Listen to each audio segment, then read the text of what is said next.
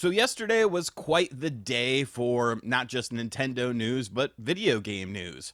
Of course, we had the tweet from President Furukawa himself that I'm sure he totally typed that up all on his own, like from his iPhone or his Android, even though it's Android Master Race. He probably is an Android user, telling us about the Nintendo Switch successor allegedly happening and being revealed at least in the upcoming fiscal year ending March of 2025. Kind of giving us a bit of a guideline. Of course, there was the whole situation with Xbox and why Phil Spencer needs to be fired. I made videos on both of those topics, including a Nintendo Direct happening in June yesterday on the channel, so make sure you guys check out those videos after watching this video. But in this video, we actually got a little bit more information from President Furukawa himself on the Nintendo Switch successor.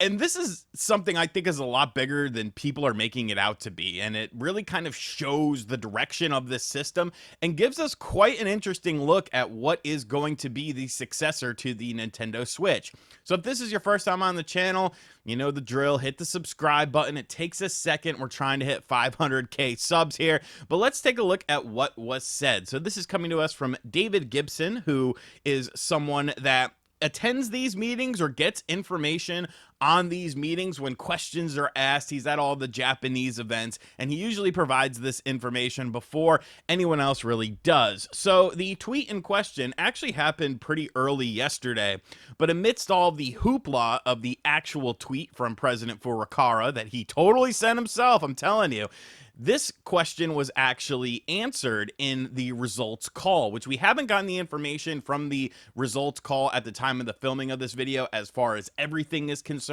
So we may get some more information in that.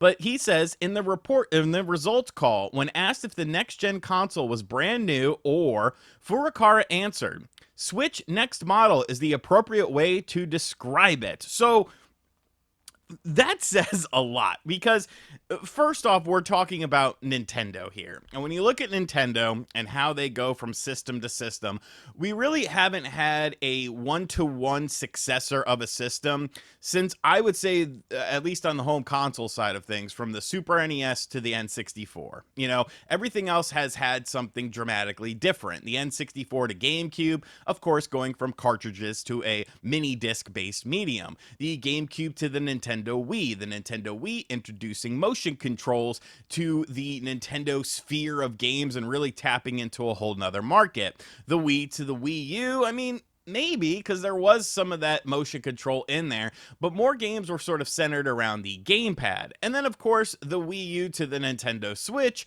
essentially making the Wii U into just one individual console, but getting rid of the gamepad thing.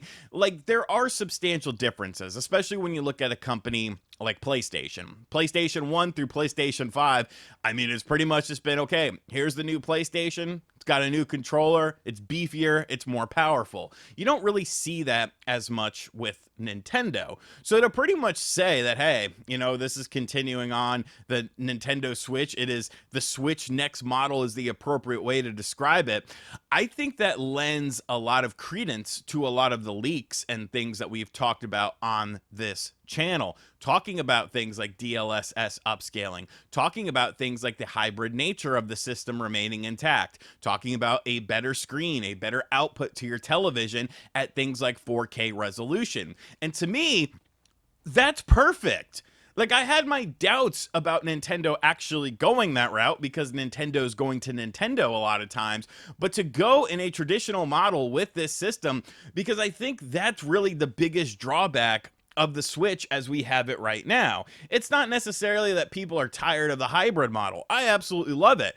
I'm tired of the lack of performance. I'm tired of games not hitting optimal frame rates and optimal resolutions when you're seeing it on other devices. With things like artificial upscaling technology, the DLSS, or if they use the FRS from AMD, whatever the case may be, that's going to help in the long run with the system. The 1080p screen that we've heard about, that's also going to help in the long run for the system. Of course, 4K output. Once again, you're going to be seeing these games in a better visual fidelity than we've ever seen on a Nintendo system before.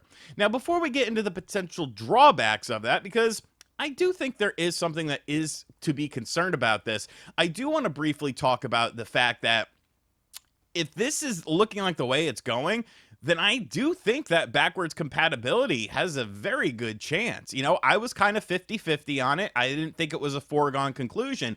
But if you're using something very similar to the Nintendo Switch and just making a beefier version of it, I think that speaks a lot about backwards compatibility, because why would you have a system that operates in a very similar manner to your previous system, but not allow you to play the games from the previous system? Now, of course, there is the concern about the cartridge-based medium. Will it use something like the same cartridge-based medium that we saw with the Switch? If so, how are we going to get these bigger games onto cartridges? What are we going to do about that? If not, then how are we going to be able to play our games? Will this be a digital-only sort of thing, which just to me sounds extremely confusing if the Nintendo Switch cartridges are not applicable on the system? But I think that Nintendo can find a way. And so I would say, I'm still not 100% on it, but it's definitely kind of 70-30 for me when it comes to this. So what would the drawbacks of all of this be? A beefier system, 4K output, 1080p resolution, higher frame rates. This should be a perfect thing, right? Well, I have to kind of think back to the Wii U. Because with the Wii U, that was Nintendo's sort of first entry into HD gaming. And when you look at how things worked on that, it was kind of a bit of a slower turnaround for these games. You didn't quite see games coming out at a rapid rate, especially when the Wii U first came out. And really, I don't think Nintendo ever got their footing really with the Wii U. Now, the Switch being kind of similar to the Wii U in terms of specs, you didn't really have to go, they never went above 1080p. Some of their games were, 720p 60, 1080p 60, 1080p 30, 720p 30, some even less than that. The bigger titles, you saw some 900p 30 frames per second or 900p 60 frames per second. But with 4K, could that potentially introduce another problem with Nintendo trying to figure out how to maximize these 4K visuals? Now, the jump from something like standard resolution to HD resolution and the jump from, 1080p to 4K, it's really not that big of a jump in terms of, having to sort of rework your games or anything like that, because of the fact that, it's still an HD resolution. It's just a higher HD resolution. And you could buy various devices for your Nintendo Switch that supposedly make it look 4K, like that. What was that stupid thing called? The M Classic? I'm sorry, I made a video on that. That did not do diddly squat in terms of making games look better.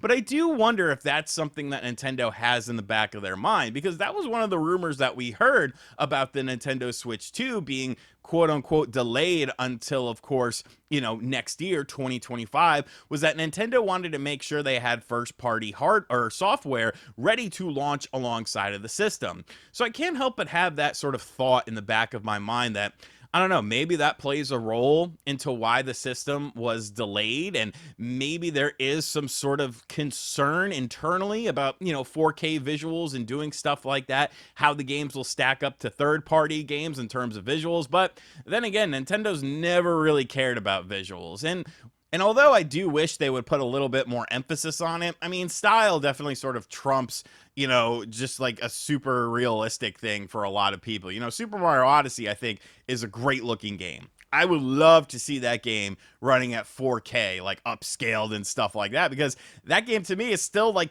Nintendo's best looking game on the Switch. Like, I think it looks better than your Zelda games. I think it runs better than your Zelda games. That's really the pinnacle of Switch games to me, because of the creativity and just New Donk City, man. New Donk City is freaking awesome.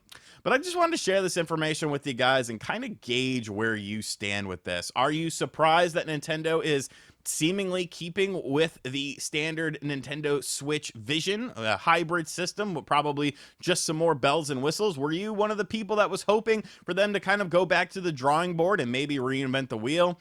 Really, the only thing I could think of that people would potentially want would be just a dedicated, powerful home console. But like, look at Xbox, look at PlayStation. Like, they're even getting into things like remote play and stuff like that. So I think this is the right move, and I'm definitely happy. I'm definitely happy that it looks like the possibility of backwards compatibility is increasing a bit. We're getting closer to that sort of confirmation, and I think it's going to be quite a wild ride. So let me know in the comments section down below what you think of all this, where you kind of stand on this, and are you excited for this system? Obviously, we're going to be covering it a lot on this channel now that we kind of have that trickle from Nintendo themselves. And obviously it's not going to be at the June Direct, but who knows what's going to be there. Like, that's kind of exciting to me. I love directs where there's mystery around it, because who the hell knows what you're going to see at that damn thing? And as always, guys, thank you for checking out this video. Like I said at the start, if you are new to the channel, make sure you hit that subscribe button. Be sure to like, comment, and share the video as well if you enjoyed it, and share it if you didn't enjoy it, because a hate watch is still a watch. And as always, I'll catch you guys on the next video. Later.